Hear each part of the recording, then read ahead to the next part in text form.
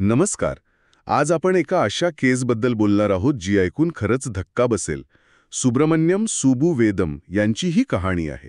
हो, म्हणजे 40 वर्षांपेक्षा जास्त काळ तुरुंगवास. अगदी. आणि मग कळतं की ज्या गुन्ह्यासाठी शिक्षा झाली तो गुन्हा त्यांनी केलाच नव्हता. पण सुटल्यानंतर सुद्धा त्यांची अडचण संपलेली नाहीये. बरोबर. आपण free Subbu website, BBC news आणि द लल्लन टॉप यांच्या माहितीच्या आधारावर हा सगळा प्रवास म्हणजे ही गुंतागुंत समजून घेऊया.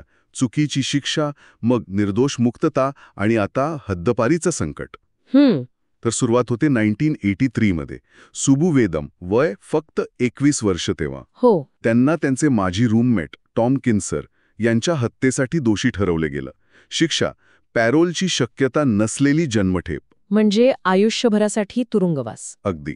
पण सुबू यांनी पहिल्या दिवसापासूनच सांगितलं की ते निर्दोष आहेत. हो, आणि त्यांनी शिक्षा कमी व्हावी म्हणून किंवा पॅरोल मिळावा म्हणून कधीच गुन्हा कबूल केला नाही केला.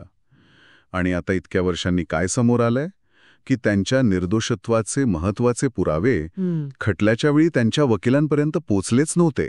अगदी बरोबर. आणि यातला एक अत्यंत महत्वाचा पुरावा होता FBI चा रिपोर्ट. अच्छा. या रिपोर्टमध्ये स्पष्टपणे म्हटलं होतं की पीडितेच्या शरीरावर जी गोळीची जखम होती आणि जी 25 कॅलिबरची बंदूक होती, जी कथितपणे वेदम यांच्याशी जोडली जात होती, त्यांचा काही मेळ बसत नाहीये. इतकंच नाही, घटनास्थळावरचे पुरावे तर वेगळ्याच शस्त्राकडे इशारा करत होते. अरे बापरे. म्हणजे हा पुरावा जर तेव्हा मिळाला असता तर खटल्याचं स्वरूपच बदललं असतं की नाही. हे तर स्पष्टपणे त्यांच्या योग्य कायदेशीर प्रक्रियेच्या म्हणजे ड्यू प्रोसेसच्या अधिकारांचं उल्लंघन होतं. नक्कीच. हा पुरावा तर निर्णायक ठरू शकला असता. पण मग इतकी वर्ष तुरुंगात त्यांनी काय केलं असेल? हीच तर विशेष गोष्ट आहे. एवढा मोठा अन्याय होऊनही सुबू खचले नाहीत. अच्छा. त्यांनी तुरुंगात राहून 3 पदव्या मिळवल्या. अगदी MBA सुद्धा केलं त्यांनी. कमाल आहे. इतकंच नाही, तुरुंगातले जे साक्षरता कार्यक्रम असतात किंवा इतर सेवा असतात त्यात स्वयंसेवक म्हणून खूप महत्वाचं काम केलं. त्यांना जवळपास 50 पेक्षा जास्त वेळा सन्मानित पण करण्यात आलं होतं त्यांच्या कामासाठी.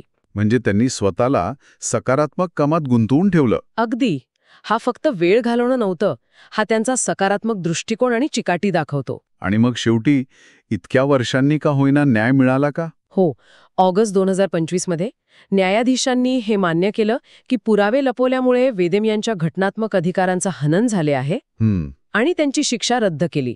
कोर्टाने हे पण म्हटलं की जर हे पुरावे बचाव पक्षाला वेळेवर मिळाले असते तर वेदम यांचा या गुन्ह्याशी संबंध जोडणं सरकारी पक्षाला खूपच कठीण गेलं असतं. अच्छा. मग जिल्हा वकिलांनी पण सगळे आरोप मागे घेतले, कारण एकतर साक्षीदार नव्हते, खूप काळ उलटला होता आणि महत्वाचं म्हणजे वेदम यांनी 43 वर्ष तुरुंगवास भोगला होता. चला, म्हणजे अखेर सुटका झाली. पण मग लगेच नवीन अडचण उभी राहिली असं ऐकलं. बरोबर.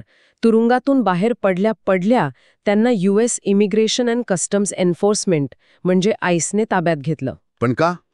म्हणजे हत्येच्या आरोपातून तर निर्दोष सुटले होते ना? हो, पण इथे एक जुनं प्रकरण आडवा आलं. 1984 मधलं ड्रग्ज विक्री आणि चोरीच्या आरोपांचं. अच्छा, हे वेगळं प्रकरण. हो. त्यात त्यांनी गुन्हा कबूल केला नव्हता, पण नो कॉन्टेस्ट अशी भूमिका घेतली होती, म्हणजे विरोध नाही. बरं. त्यामुळे त्यांना 2.5 ते 5 वर्षांची शिक्षा झाली होती, जी जन्मठेपेसोबतच चालणार होती. आता याच जुन्या शिक्षेच्या आधारावर 1988 मध्ये त्यांच्या हद्दपारीचा आदेश निघाला होता. म्हणजे जरी ते हत्येतून निर्दोष सुटले तरी ती जुनी ड्रग्सची शिक्षा त्यांच्या रेकॉर्डवर राहिली.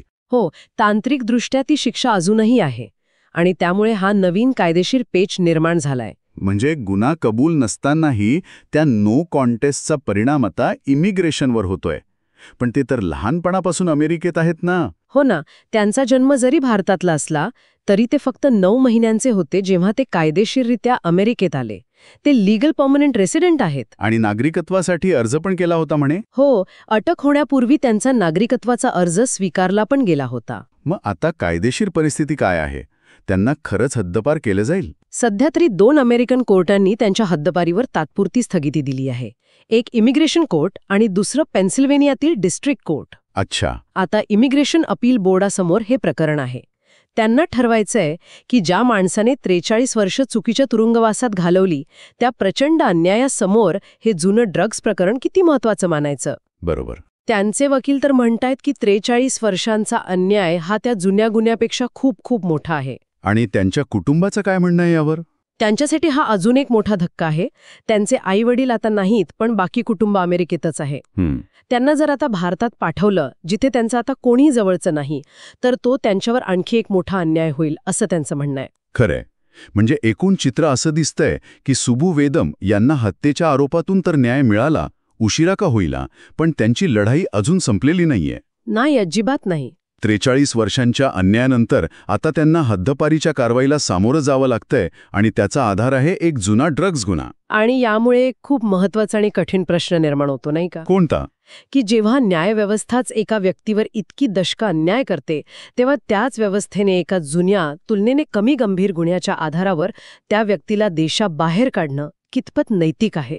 बरोबर. म्हणजे ज्या गुन्ह्याची शिक्षा भोगलीच नाही, त्यासाठी वाया गेलेली 43 वर्ष, ती वर्ष भूतकाळातल्या एका वेगळ्या गुन्ह्यासाठीच्या कारवाईत विचारात घ्यायची की नाही, हा खरंच विचार करण्यासारखा मुद्दा आहे.